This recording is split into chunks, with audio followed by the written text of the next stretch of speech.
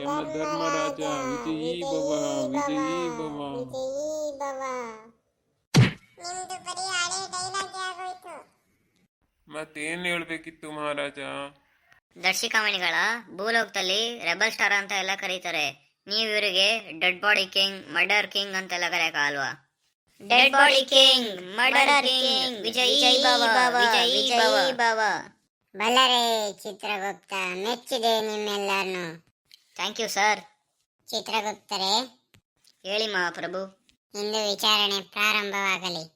ಈಗ ಇಲ್ಲಿ ಬಂದಿರುವ ಜೀವಾತ್ಮರನ್ನು ವಿಚಾರಣೆ ಮಾಡಲು ಸಾಧ್ಯವಿಲ್ಲ ಮಹಾಪ್ರಭು. ಕಾರಣ? ಈ ಜೀವಾತ್ಮರೆಲ್ಲರೂ ಇನ್ನೂ ಆಯಸ್ಸಿದ್ದಾಗೆ ಬಂದಿದ್ದಾರೆ ಮಹಾಪ್ರಭು. ಕಿಂಕರರೇ, ನಿಮಗೆ ಮಧ್ಯ ಭ್ರಮಣೆ ಆಗಿದೆಯೇನು? ಆಯಸ್ಸಿನ್ನು ಬಾಕಿ ಉಳಿದಿದ್ದರೂ ಏತಕ್ಕೆ ಕರೆದುಕೊಂಡು ಬಂದಿದ್ದೀರಾ? ಕ್ಷಮಿಸಿ ಮಹಾಸ್ವಾಮಿ, ಈ ಜೀವಾತ್ಮರನ್ನು ನಾವು ಕರೆತರಲಿಲ್ಲ, ಅವರಾಗೆ ಬಂದಿದ್ದಾರೆ. ಎಲ್ಲವೋ ನರಾಧಮರೇ, ಮೃತ್ಯು ಕರೆಯದೆ ನೀವೇಕೆ ಇಲ್ಲಿಗೆ ಬಂದರಿ? ಕರೆಯದೆ ಬರುವರನ್ನು, ಕರೆದು ಕೆರದಿಂದ ಒಳೆಯುವ ಸರ್ವಜ್ಞ ನಾನ್ಮುಡಿಯನ್ನು ನೀವೇಕೆ ಕೇಳಲಿಲ್ಲರೇ? ಭೂಲೋಕದಿಂದ ತಾನಾಗೆ ಯಾವ ನನ್ನ ಮಗನಾರು ಯಮಲೋಕಕ್ಕೆ ಬರಕ್ಕೆ ಇಷ್ಟಪಡ್ತಾನ? ಅವನು ಕಳಿಸ್ಕೊಟ್ಟ, ನಾವು ಬಂದ್ವಿ. ಯಾರವನು? ತಮಿಳುನಾಡು, ಕರ್ನಾಟಕ, ಕೇರಳ ಈ 3 ರಾಜ್ಯಗಳಿಗೆ ತಲೆನೋವಾಗಿರುವ ನರಹಂತಕ ದಂತಚೋರ ವೀರಪ್ಪನ್. ಅವನೇಕೆ ನಿಮ್ಮನ್ನು ಕೊಂದ? ಅವನು ಮಾಡುವ ಕೆಟ್ಟ ಕೆಲಸಕ್ಕೆ ನಾವು ಅಡ್ಡ ಹೋದ್ವಿ, ಅದಕ್ಕೆ ನಮ್ಮನ್ನು ಸಾಯಿಸ್ತ. ವೀರಪ್ಪನೇ? ವೀರಪ್ಪನ್ ಈ ಲೋಕಕ್ಕೆ ಬರಲಿ, ಅವನಿಗೆ ತಕ್ಕ ಶಿಕ್ಷೆಯನ್ನೇ ಕೊಡುತ್ತೇನೆ. ಚಿತ್ರಗುಪ್ತರೇ, ಮೊದಲು ಇವರನ್ನು ಭೂಲೋಕಕ್ಕೆ ಕಳಿಸಿ. ಅಯ್ಯೋ, ಅದು ಸಾಧ್ಯವಿಲ್ಲ ಪ್ರಭು. ಏಕೆ? ಈಗಾಗಲೇ ಇವರ ಮೃತ್ಯು ದೇಹಗಳನ್ನು ಅವರ ಸಂಬಂಧಿಕರು ಸುಟ್ಟು ಭಸ್ಮ ಮಾಡಿದ್ದಾರಲ್ಲ. ಇದೊಳ್ಳೆ ಸಂಕಟ ಬಂತಲ್ಲ ನಮ್ಗೆ. ಇವರ ಬಗ್ಗೆ ಆಮೇಲೆ ಯೋಚಿಸುತ್ತೇನೆ. ಈಗ ಹಿಂದುಳಿದವರ ಬಗ್ಗೆ ವಿಚಾರಣೆ ನಡೆಯಲಿ. ಅಪ್ಪಣೆ ಮಹಾಪ್ರಭು. ಅಯ್ಯಯ್ಯೋ ಮಹಾಪ್ರಭು, ಈ ತುಚ್ಛ ಮನುಷ್ಯ ಮಾಡಿರುವ ಅಪರಾಧಕ್ಕೆ ಇವನಿಗೆ ಉಗ್ರ ಶಿಕ್ಷೆ ಕೊಡಬೇಕು. ಇವನು ಮಾಡಿರುವ ಅಪರಾಧ ಕರ್ಮಗಳೇನು? ಇವನು ನೋಡಲು ಹಾಫ್ ಟಿಕೆಟ್ನಂತಿದ್ದಾನೆ, ಆದರೆ ಇವನು ಮಾಡಿರುವ ಅಪರಾಧ ಫುಲ್ ಟಿಕೆಟ್ನದು. ಸುತ್ತಿ ಬಳಸಿ ಮಾತನಾಡದೆ ನೇರವಾಗಿ ಹೇಳಿ. ಈ ತುಚ್ಛ ಮಾನವ 16 ಸುಂದರಿಯರಿಗೆ ಒಂದೇ ರಾತ್ರಿಯಲ್ಲಿ ಸ್ವರ್ಗವನ್ನು ತೋರಿಸಿದ್ದಾನೆ ಮಹಾಪ್ರಭು. ಅಸಂಭವ! ಒಂದೇ ರಾತ್ರಿಯಲ್ಲಿ 16 ಸುರಸುಂದರಿಯರ ಜೊತೆ ಕಾರುಬಾರು ನಡೆಸಿರುವ ನಮ್ಮಂತ ಘಟಾನುಘಟಿಗಳಿಗೆ ಅಸಾಧ್ಯವಾದಂತಹ ಕೇವಲ ಈ ತುಚ್ಛ ಮಾನವನಿಂದ ಅದೇಗೆ ನಡೆದಿದ್ದು? ಇದು ಭೂಲೋಕದಲ್ಲಿ ಸಾಧ್ಯ ಸ್ವಾಮಿ. ಇದ್ರ ಹೆಸರು ವಯಾಗ್ರ ಮಾತ್ರೆ ಅಂತ. ಇದು ಕನ್ನಡದವರು, ಅಮೆರಿಕದವರು ಇದನ್ನ ಒಂದ್ ತಗೊಂಡ್ರೆ ಸಾಕು, 16 ಹುಡುಗಿರ್ಗಲ್ಲ 30 ಹುಡುಗಿರ್ಗೂ ಸ್ವರ್ಗ ತೋರಿಸ್ಬೋದು.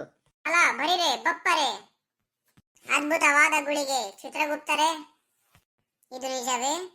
ಹೀಗೆ ಇನ್ನೂ ಅಂತ ಗುಳಿಗೆ ಸಿಕ್ಕಿಲ್ವಲ್ಲ. ಗುಳಿಗೆ ಸಿಕ್ಕಿದರೂ ಯಮಲೋಕದಲ್ಲಿ ರಜಾ ಸಿಗಬೇಕಲ್ಲ. ಒಂದು ವೇಳೆ ರಜಾ ಸಿಕ್ಕಿದರೂ ನಾನು ಸುರ ಸುಂದರಿಯರು ನಿಮ್ಮ ಮುಸುಳಿಗೆ ಬೀಳಬೇಕಲ್ಲ. ಒಂದೇ ರಾತ್ರಿ 16 ಸುರ ಸುಂದರಿಯರು. ನೋಡಿ, ಇವು ತುಂಬಾ ಕಾಸ್ಟ್ಲಿ ಮಾತ್ರೆ. ಇದು ನನ್ನ ಜೇಬಲ್ಲಿ ಜಾಸ್ತಿ ಇದಾವಲ್ಲ, ಸುಮ್ಮನೆ ವೇಸ್ಟ್ ಆಗ್ತಾ ಸ್ವಾಮಿ. ಆದಷ್ಟು ಬೇಗ ನನ್ನ ಭೂಲೋಕಕ್ಕೆ ವಾಪಸ್ ಕಳಿಸ್ಕೊಡಿ. ಅಸಂಭವ! ಆ ಗುಳಿಗೆಯನ್ನು ನಾವು ಸೇವಿಸಿ ಪರೀಕ್ಷೆ ಮಾಡಿದ ನಂತರ ನಿನ್ನ ಶಿಕ್ಷೆಯ ಬಗ್ಗೆ ಆಲೋಚಿಸುತ್ತೇನೆ. ಮುಂದಿನ ವಿಚಾರಣೆ ನಡೆಯಲಿ. ಅಪ್ಪಣೆ ಮಹಾಪ್ರಭು. ಪ್ರಭು, ಈಕೆಯ ಹೆಸರು ಸೋಜಾ ಕುಮಾರಿ. ಸದಾ ಸೋಜಾ.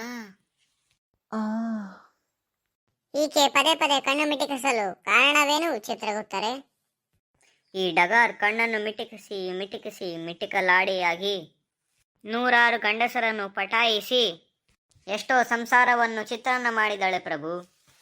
ಅದಿರಲಿ, ಇತ್ತೀಚೆ ನಿಮ್ಮ ಭಾಷೆಯಲ್ಲಿ ತಗಡು, ಚಿತ್ರಾನ್ನ, ಡಗಾರ್ ಮುಂತಾದ ಹೊಸ ಹೊಸ ಪದಗಳನ್ನು ಬಳಸಲು ಕಾರಣವೇನು?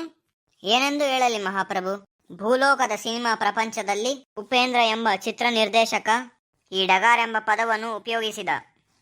ಅಂದಿನಿಂದ ಇಂದಿನವರೆಗೂ ಇಂತಹ ಹೆಂಗಸರನ್ನು ಡಗಾರ್ ಎಂದೇ ಕರೆಯುತ್ತಾರೆ. ಚಿತ್ರಗುಪ್ತ, ಡಗಾರ್ ಅಂದರೆ ಏನು? ಡಗಾರ್ ಎಂದರೆ ಸಿಕ್ಕ ಸಿಕ್ಕ ಗಂಡುಗಳನ್ನು ಚಮಕಾಯಿಸುವ ಹೆಣ್ಣುಗಳಿಗೆ ಡಗಾರ್ ಎಂದು ಕರೆಯುತ್ತಾರೆ. ಈಕೆ ಭೂಲೋಕದಲ್ಲಿ ನಂಬರ್ 1 ಡಗಾರ್. ಆದ್ದರಿಂದ ನೀವು ಈಕೆಗೆ ಉಗ್ರ ಶಿಕ್ಷೆ ನೀಡಬೇಕು.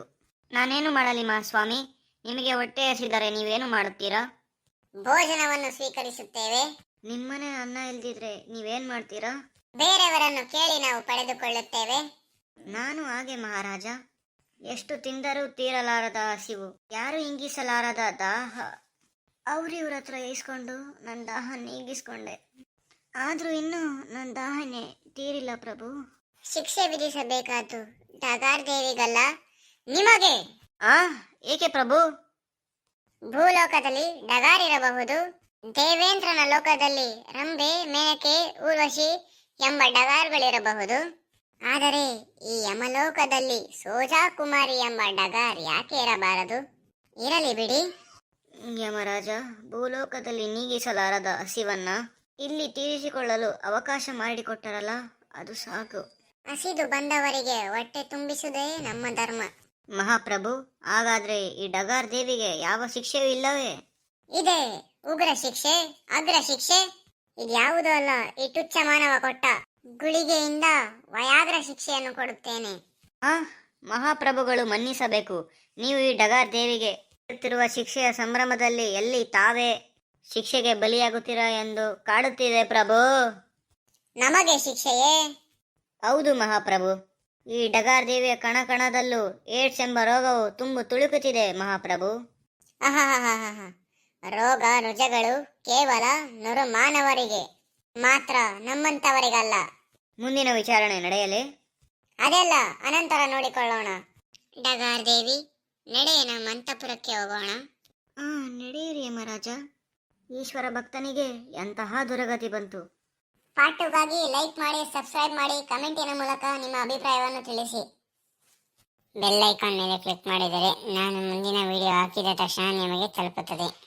ಲೈಕ್ ಆ್ಯಂಡ್ ಸಬ್ಸ್ಕ್ರೈಬ್ ಮಾಡೋದನ್ನು ಮರಿಬೇಡಿ.